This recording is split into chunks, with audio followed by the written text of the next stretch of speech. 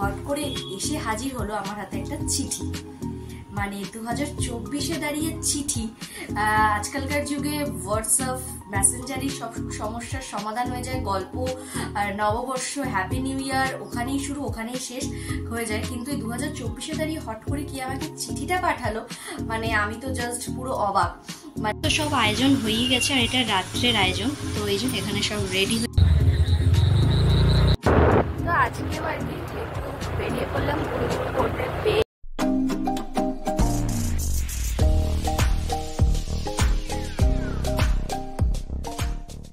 Hello বন্ধুরা, welcome to my channel. সবাইকে স্বাগত। তোমার সবাইকে very very very good morning. আর একদম সকালও নয়, এখন প্রায় ঘড়ি কাটায় 12টার ঘরে চলে গেছে। তো চলো, একদম আমি রেডি শেডি হয়ে গেছি, বেরোবো আমার একটা কাজে আর কি। তো সেই কাজটাও সেরে আসে, বর্মশাইকে এবারে টিফিনটাও দিয়ে আসে। তো চলো বেরোনো যাক। আর আজকে একটা স্পেশাল রান্নাবাড়িও হবে, তো সেটাও তোমাদের সাথে শেয়ার করবো। তো চলো, আছে ওরা, এখান থেকে শুরু করা যাক। So let's go. আবার সেই পুরনো দোকানেই চলে আসলাম আমার আজকে সকালের জল খাবার নিতে। তো চলো দেখা যাক কি নেওয়া যায়। এই আর কি জাস্ট কিছুক্ষণ হলো বাড়ি আসলাম। আর বাইরে আজকে মানে টিপটাপ মাঝে মাঝে একটু ঝিরিঝিরি বৃষ্টি হচ্ছে। আমি রাস্তায় বেরোবো কাজে, বৃষ্টি হবে না সেটা কোনোদিন হতে পারে? মানে চরম শত্রু যাকে বলে আমার, বা মিত্র যাই বলো, হয় আর কি। আর একটা চাপা গরম রয়েছে, মানে বিভৎস পরিমাণে চাপা গরম, মানে ধারণা করার বাইরে। তো চলো আপাতত কাজগুলো তো সেরে আসলাম। আর গেছিলাম একটুখানি খাবারও আনতে নিজে, কারণ ওই যে বললাম এই কদিন ধরে আমাদের বাড়িতে এখন একটুখানি রুটি হচ্ছে, সকালে ব্রেকফাস্ট। আর রুটি তো আমি মানে রাত্রে জবি খাই, সকালে তো একেবারেই নয়, মানে একদম পছন্দই নয় খাবারটা। তো সেই কারণে গেছিলাম একটা মানে অন্য কিছু আনতে। তো সেই দোকানটা আজকে আর খোলেনি, তো অন্য আরেকটা কিছু নিয়ে আসলাম। তো চলো তোমাদের সাথে শেয়ার করবোই। আগে একটু ফ্রেশ হয়নি, তারপর আবার রান্নাবাড়ি আছে, আবার একটা স্পেশাল রান্নাও আছে। তো সেটা এই বেলাতেই সেরে রাখবো আর কি, ও বেলাতে একটু গরম করে নিলেই হয়ে যাবে। তো চলো, অনেক ব্যাপার স্যাপার আছে। আর সে কারণে আর কি, যেহেতু ওরা রাত্রে খাওয়ার হবে, তো আজকে দুপুরে একদমই একটু হালকা পাতলার উপরেই রাখার চেষ্টা করবো। অনেক কিছু বাকি আছে এখনো। তো চলো, মানে মেন যেটা, মানে সংসারের মেন যেটা কাজ, সেটা হচ্ছে রান্না, সেটাও বাকি আছে। তো সেটা করবো। তো চলো আগে একটু ফ্রেশ হই, নিজে একটু পেট পুজো করি, প্রায় এখন 1টার ঘরে। তো চলো আগে টিফিন করে নিয়ে তারপরে টিফিন নিয়ে আসছি। এই হচ্ছে ব্রেকফাস্ট, সেই সানডের মতোই। তো সেখানে আলুর ঝোল ছিল, আর আজকে আলুর দম দিয়ে কচুরি, আর সাথে জিলাপি। তো চলো একটু পেট পুজো করে নেওয়া যাক। চুটিয়ে তো আর কি খাওয়া দাওয়াটা কমপ্লিটই হলো। আর কালকে আমাদের এখানে আর কি বিভৎস পরিমাণে বৃষ্টি হয়েছে, মানে বিভৎস পরিমাণে বৃষ্টি হয়েছে। তো তার আগের দিন আর কি মানে সোমবার, তো কিছু জামা কাপড় মানে কেচে টেচে দিয়েছিলাম। তো কালকের ওই বৃষ্টিতে বা দেখবি উপোসের পরের দিন না, মানে একটা বেশ শরীরটা একটু হালকা হালকাই লাগে আর কি, মানে এনার্জি থাকে না, হয় এটা স্বাভাবিক বিষয় যারা করো। তো সেই হিসাবেই আর কি মানে রান্না করতে করতে আর উপরে এসে জিনিস বারান্দার থেকে আর কি জামা কাপড়গুলো আনা হয়নি।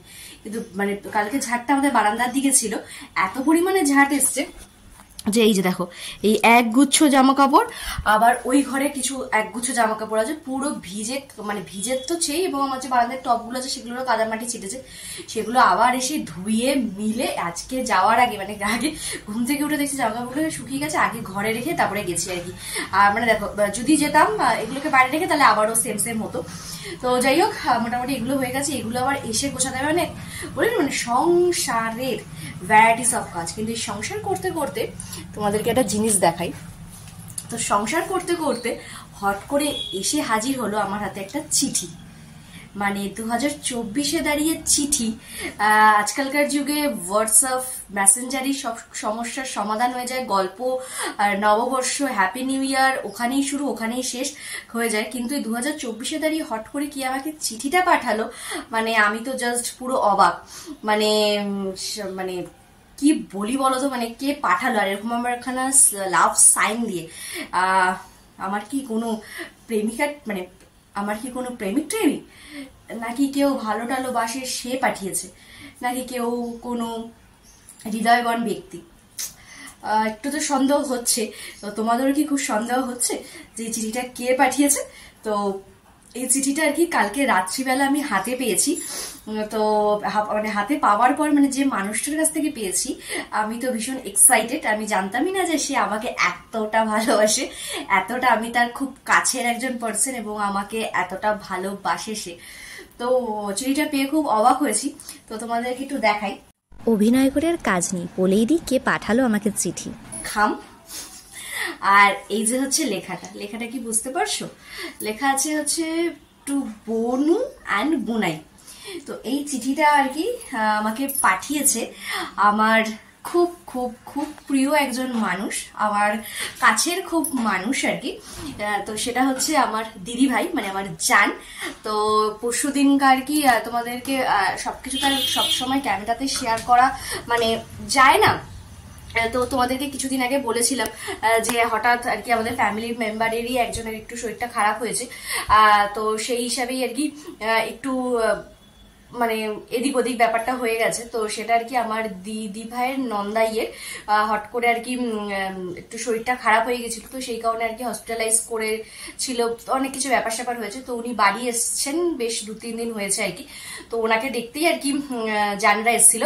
তো তখন আর কি এই জিনিসটা আর কি দিয়ে গেছে আমাদের ওখানে, মানে আমার বাপির কাছে। তো এটা হচ্ছে সেই চিঠি। এবং আমাদের জীবনে যখন ছোটবেলায় আমরা যে টাইমটা থেকে ছোটবেলা কাটিয়েছি, সেই টাইমে এত ফোন টোন ব্যাপার ছিল না, শুধু ছিল ওই রাস্তার ওই এসটিডি বুথ। তো এসটিডি বুথে তো আমি কাউকে ফোন করলে বা কারোর কাছে ফোন না থাকলে তো আর ফোন যাবে না। তো আমাদের 2 বোনের মধ্যে সাক্ষাৎ হতো শুধুমাত্র এই চিঠি দিয়ে আর কি। মানে ওর বাবা আর আমার বাপির দোকান মোটামুটি একই জায়গাতে, একটু ডিস্টেন্স কিন্তু মোটামুটি একই জায়গাতে। তো আমাদের যখন কোনো মনের কথা বলতে হতো, তো ও আর চিঠি লিখে ওর বাপির হাতে, মানে আমার মেশোর হাতে পাঠাতো। আমার মেশো আবার আমার বাপিকে দিত, আমার বাপি আবার রাত্রিবেলা আমাকে এসে দিত। আমার আবার সেটা থাকতো যে সেটা দেখে যা যা প্রশ্ন আছে সবকিছু দেখে আর সুন্দর করে সে অ্যান্সার গুলো দিয়ে আবার আমার মনের কথা সেখানে লিখে বাপিকে দিয়ে সকালবেলা পাঠিয়ে দিতাম। বাপি আবার সকালবেলা দিয়ে দিত, মেশো আবার রাত্রিবেলাকে দিয়ে দিত। মানে এইভাবে আমরা বেশ কিছু বছর আমরা এরকম চিঠি আদান প্রদান করেছি। আর রেগুলার নয়, মাঝে মাঝে বেশ হতো। মানে এই চিঠিটা হাতে পাওয়ার সাথে সাথেই সেই ছোটবেলার স্মৃতির কথা মনে পড়ে গেল। এরকম কারা কারা আছো বলতো, যে আমাদের জেনারেশনে যেরকম চিঠি আদান প্রদান করতে, মানে প্রেমিক প্রেমিকা আদার্স নয়, মানে কাছের মানুষ, দাদা বোন বা ঠাকুমা দিদিমা, এরকম কাদের কাছে করেছো বা তোমরা কে পেয়েছো জানিও কিন্তু আমাকে কমেন্ট বক্সে। তো এই চিঠিটা পেয়ে আমি তো ভীষণ ভীষণ ভীষণই এক্সাইটেড। লেখা খুব সংখ্যায় কম, জাস্ট একটা নস্টালজিয়া, মানে একটা পুরোনো স্মৃতিকে আবার নতুন করে একটুখানি তুলে ধরাই হচ্ছে এর মূল কারণ আর কি। তো দেখে বেশ ভালো লাগলো। তো thank you thank you thank you thank you very much. চিঠিটা পেয়ে আমি তো ভীষণই ভীষণই ভীষণই খুশি হয়েছি। তো প্রথমে তো আমার বর্মাসী একটু ভয় পেয়ে গেছিল যে তার শ্বশুরের হাত থেকে, যেহেতু কালকে বাপি দোকানে দিয়েছে, যে কি ব্যাপার শ্বশুরের হাত থেকে কে আবার চিঠি পাঠালো। তো চিঠির গায়ে যখন এই লেখাটা দেখলো তো তখন আর কি ক্লিয়ারই হয়ে গেছিল। তো এই হচ্ছে ব্যাপার। তো চলো, এবার অনেক বক বক হয়ে গেছে, অনেক কিছু হয়ে গেছে, অনেক ছোটবেলার, মানে এগুলো কি বলতো ছোট, মানে প্রত্যেকটা মানুষের জীবনে ছোটবেলাটা মানে বললে শেষ হবে না। অনেক কথা, অনেক অনেক, প্রত্যেকটা মানুষের ছোটবেলায় অনেক অনেক স্মৃতি আছে। মানে আমি যখন ছোট থাকতাম তখন ভাবতাম কখন বড় হব, এখন বড় হয়ে বুঝি না ওইটাই সবচেয়ে রঙিনতম একটা দিন কাটানোর সময় ছিল আর কি। তো এই যে ব্যাপার। তো চিঠিটা পেয়েও তোকে আরেকবারও বলছি thank you thank you thank you so much, love you জান। তো চলো আপাতত এখন নিচে যাওয়া যাক, অনেক কথা হয়ে গেছে, এবার গিয়ে আসল যে কাজগুলো সেগুলো সারতে হবে। তো চলো। তো সব আয়োজন হয়েই গেছে, আর এটা রাত্রের আয়োজন। তো এই যে এখানে সব রেডি হয়ে গেছে। তো ইনগ্রিডিয়েন্টসগুলো কি দেখে, মানে উপকরণগুলো কি দেখে বুঝতে পারছো কি হচ্ছে মেন। তো চলো প্রেশার কুকারটা ওপেন করি, তারপর তোমাদের দেখা যাচ্ছে কি একটা রেসিপি বানাচ্ছি আর কি। তো সেটা বড় শর্ট ভিডিওতে আসবে, তো তোমরা অবশ্যই চেক করো, তো একদম ভুলো না কিন্তু। তো চলো ঝটপট করে বানিয়ে নিই। তো এই হচ্ছে আর কি ফাইনাল লুক ডিম তরকার। তো জানি না কিরকম হয়েছে, তো জাজ আসলেই আর কি খেয়ে বুঝতে পারবে। দুপুরের মেনুতে একদম সিম্পল সোবার হচ্ছে ডাল, সাথে মাছ ভাজা, আর খেতে বসার একেবারে ডিমের অমলেট, ব্যাস। এই আর কি জাস্ট রান্নাবাড়ি সেরে ওপরে আসলাম। আর কি বলতো, ওই রাত্রিবেলা না ওই রান্নাঘরে কুটুর কুটুর আমার একেবারেই পছন্দ হয় না। মানে আমার যদি মানে দুপুরে 2-3টেও বেজে যায়, মানে এখন যেমন প্রায় 2:30 বেজে, মানে 3টে বাজতে প্রায় 10 মিনিট বাকি। তো সেই হিসাবে আর কি তাতেও আমার কোনো সমস্যা নেই, আমি 5টাতে যদি ভাত খাই। তো সেই কারণে আর কি মানে মানে দুপুরে যতক্ষণ ইচ্ছা আমি মানে রান্নাটা কমপ্লিট করে দেবো, কিন্তু রাত্রিবেলা অসম্ভব। তো একদম রেডি করে রাখলাম, জাস্ট রাত্রিবেলা খাওয়ার সময়, মানে এখন তো একটুখানি খাবেই। আমাদের জাজ যিনি আছেন আমার বাড়িতে জানেন, এবং প্রত্যেকের বাড়িতে এরকম একজন জাজ তো আছেই। তো সেই চাট আপাতত খাবে, খেয়ে দেবো, রিভিউ দিলে তোমাদের সাথে অবশ্যই শেয়ার করবো যে কেমন হয়েছে, তাহলে আর কি শর্ট ভিডিওটা যাবে প্রতিবারের মতোই। আর এটা আরেকবার আমি বানিয়েছিলাম ও বাড়িতে লকডাউনের টাইমে আর কি, তো তখনও বেশ ভালো হয়েছিল। এবার কি বলতো, আমার মা বাবা না মানে যেহেতু আগেকার মানুষ, ওই ভাত ডাল মাছের ঝোল মাটনের ঝোল এগুলোই ঠিক আছে তাদের জন্য, মানে আহামরি কিছু জিনিস আর কি একেবারেই তাদের পছন্দ, মানে ঠিক আছে চলো বানিয়েছে একটু খেলাম এরকম। কিন্তু এখানে যেহেতু আমার বর্মশাই একটুখানি পেটুক টাইপের মানুষ আছে এবং খেতে খুব ভালোবাসি, এবং আমি যা যা বানাতে চাই আর কি, তো সেগুলো সব অ্যারেঞ্জ করে দেয় আর কি, এবং বাপিও করে দিত। কিন্তু ওই যে অ্যারেঞ্জ করে দিলে ধরো না, মানে খাওয়ার পর যে কেমন হয়েছে কি ব্যাপার সেটা যদি একটু ভক্তি করে না খায় তাহলে কেমন হয়। তো এই বাড়িতে এই ব্যাপারটা খুব কম। আর আমার মায়ের তো ভীষণই পিত্তিতেনি, মানে সব খাবার দাবার সে একেবারেই খায় না, যে মানে একদম কোয়ান্টিটি অল্প, এবং সাথে হচ্ছে তোমার মানে খুব পছন্দের 2-4টা আইটেম ছাড়া আর মানে হিজিবিজি জিনিস খেতে একদমই পছন্দ করে না। তো আমার মাকে খাইয়ে কোনো মজা নেই, বাপিকে তাও বি হতো, কিন্তু এই মজাটা আর কি এখন বড়মশের সাথে হয়েছে, যে যেহেতু সে পেটু এবং খেয়ে আর কি সে রিভিউ দেয়, খুব ভালোই রিভিউ দেয়, খারাপ হলেও বলে ভালো হলেও বলে, সেটাকে ঠিক করার কথা সবই আর কি, যেমন জাজরা বলে আর কি। তো সেই হিসাবে আর কি করেও মজা, খাইয়েও মজা। তো চলো এবার হচ্ছে এই যে এই স্তূপগুলো যে তখন দেখিয়ে গেলাম, এ ঘরে ও ঘরে সব, তো ওইগুলোকে আগে গুছিয়ে ফ্রেশ হবো, পুজো দেবো, অনেকগুলো কাজ পরপর। তো চলো করে নেওয়া যাক এক চুপ।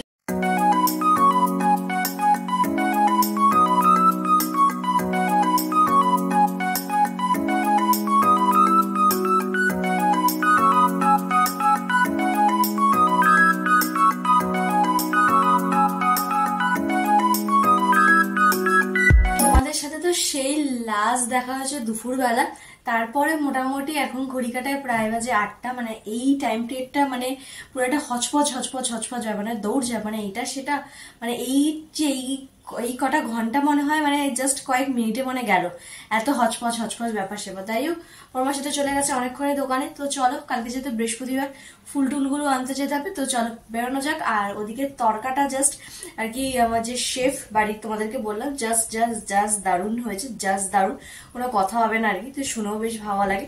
তো তোমাদের এই 2-3 দিনের মধ্যে রেসিপিটাও শেয়ার করে দেবো তাহলে।